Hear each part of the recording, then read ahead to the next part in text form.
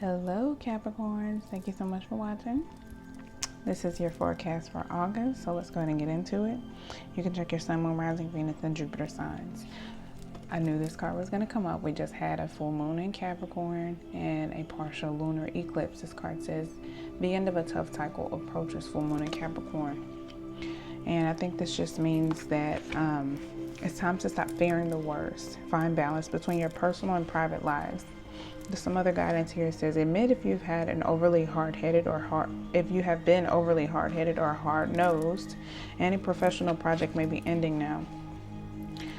So it could have been something that you put in a lot of effort or a lot of work towards that is now approaching its end. Or this could just be a very tough time that you've been experiencing that is about to change. And you may have Sagittarius in your chart because they got one of these same cards anyway. Bring love into this situation. New moon in Aquarius.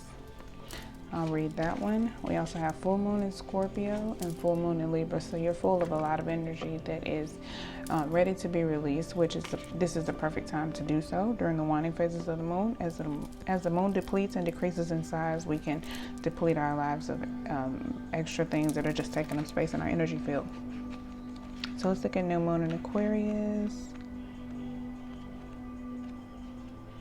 All right. Says you need to be more detached from this situation. Thinking outside the box will bring the solution. More protagonism is called for. Improve your karma by doing some charitable work.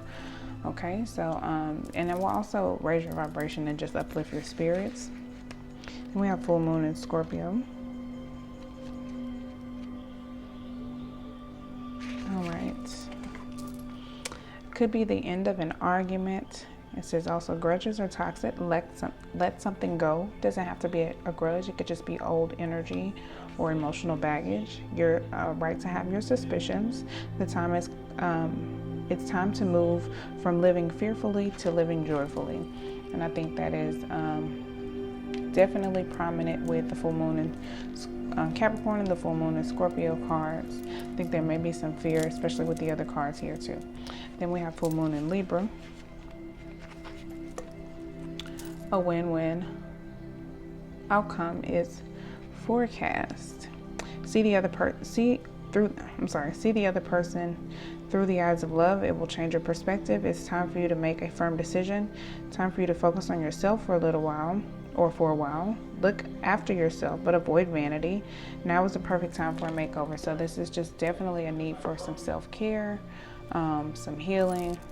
Just definitely pay attention to where you're putting your energy and what you're putting your effort towards, and make sure that you're at the top of that list. Okay, so over here we have family room, community, and change. So I think this could be like a change of your social circle. You could be moving.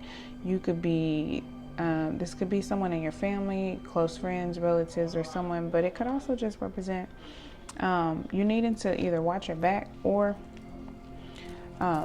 you losing friends or family members, and I think just losing the support. I think that some change is going to come into your life. It feels like jealousy or envy, and either you're going to be making changes, improving your life and your social circle, or your friends are going to change, or there's going to be some change that comes into your life that causes that to change. And there could be some people who either want to take something from you or who you just end up losing relationships who you know they just don't make it because of the changes that are coming your way. This can also mean that you need to deal with things privately and discreetly. Any changes coming your way maybe don't involve the community, or there could be some change that does involve the community.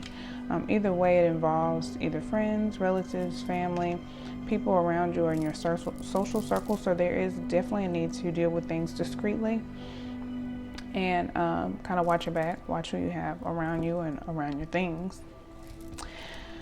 All right, and we have the King of Swords, Aquarius, Libra, Gemini energy. Making firm decisions. I think also just being very level-headed and very intellectually strong. The Hierophant is here too. I think you're considering your spiritual journey or your spiritual path, doing some introspection, and just making some very important decisions. The Seven of Cups is here. You may have many options being presented to you, or there could be very, very many things that you feel emotionally drawn to or excited about, many things that you want to act on at one time. And there's just a need to prioritize and don't get overwhelmed and make emotional decisions. And just kind of take your time and sort through your feelings before making any major decisions, because there are going to be important decisions to be made. You could just have a lot of feelings about the decisions that need to be made also. Then we have the Star card, Aquarius energy.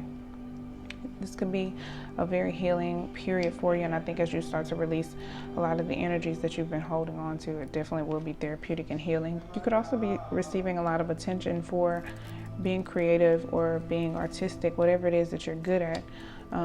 The change that's coming your way could involve something that you are creatively good at.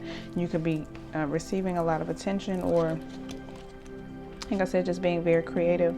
And then we have or just inspired also. I think you could be very inspired to act on a lot of different creative passions, and you'll just have to make a decision on what is the best thing to put your energy towards first and foremost. And like I said, you need to be at the top of that list. And then with the Princess of Wands at the bottom of the deck, definitely creative expression, free flow. I think just being in flow with the universe, just kind of doing what you're intuitively led to do as far as being creative and expressing yourself goes. I think there's going to be a lot of inspiration that comes as soon as your energy starts to balance out, and there's going to be a lot of important decisions to make.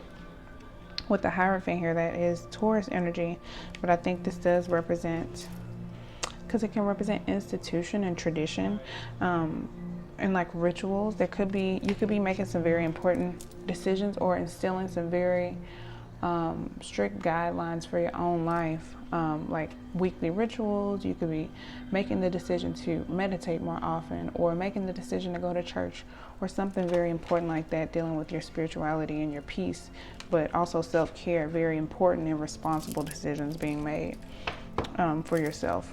We have change tracks. There's a need to shift your focus, and I think that's just in the sense of shifting your focus from fear to joy, from ego to intuition, from worry and stress to optimism and artistic energy.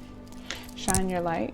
And this is it just makes me think of the Princess of Wands, like being creative, being inspired, shining your light, putting yourself out there, sharing your art, sharing your passions, just expressing yourself, shining your light, and doing it for good, in a way that allows people to get in touch with their own creativity or whatever it is that you do, like using that to get attention for yourself, but also to bring attention right back to the person.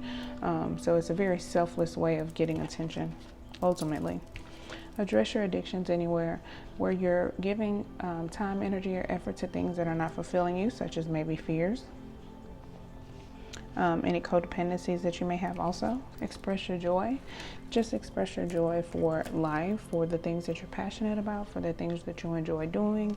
It's about just being in this energy of free flow, synchronicity with the universe, and just having fun and being in your inner childlike spirit, and just creating and expressing your joy. And as you express your joy for the things that you're passionate about and the things that you're good at, you will draw more people in. And I think if you're looking to create new friends or family or social circle, then that's a good way to do that.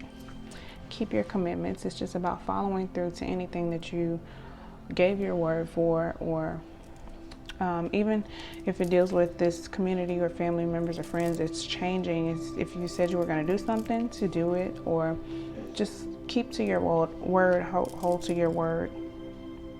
And also keep your commitments to yourself. If you make the decision to dedicate time or energy to something, and you say that you're going to do it, then follow through.